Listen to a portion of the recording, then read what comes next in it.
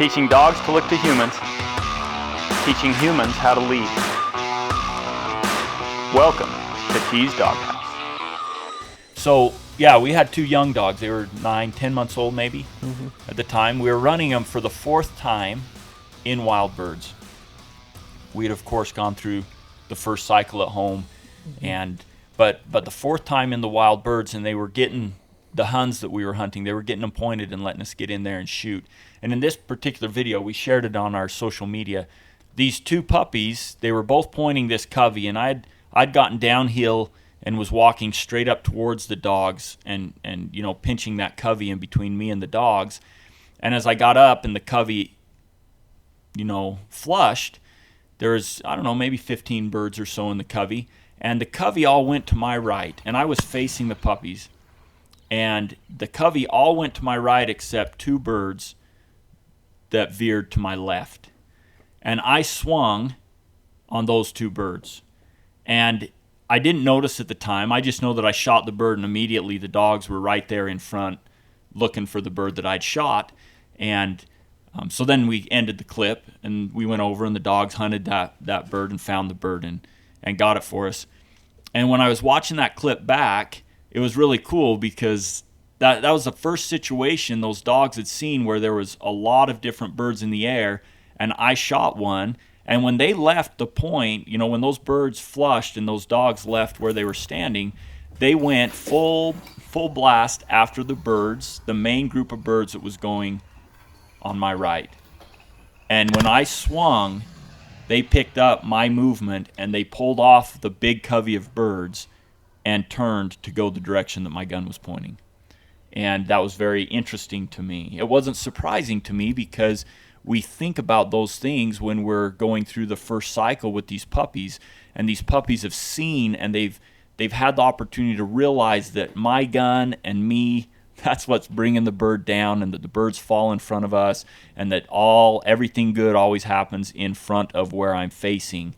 And we've done so much, you know, so many things that the puppies have seen that they had realized on their own that where they wanted to be was where that gun was pointing.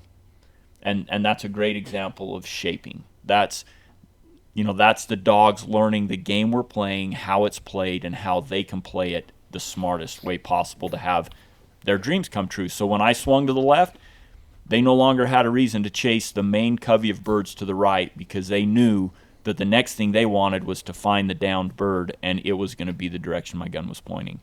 And so, you know, that's just an example of shaping. And when we're cognitive of that and we use that in the development of our young dogs, without the use of electronic collars and without the use of check cords, without the use of any kind of efforts to control physically, we're just controlling what's happening to guide the mind of the puppy in a direction that's going to be successful for what it wants.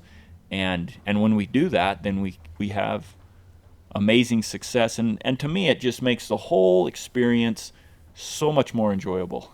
You know, there's just a lot less of this idea of discipline and making the dog do something, and there's a whole bunch more of just watching this dog wake up to the things that it can do. And it's a fun process, and in my mind it creates a better dog. It gives the dog the opportunity to more fully develop in all its skills and talents, you know, to a higher level than it could if it was just us dictating.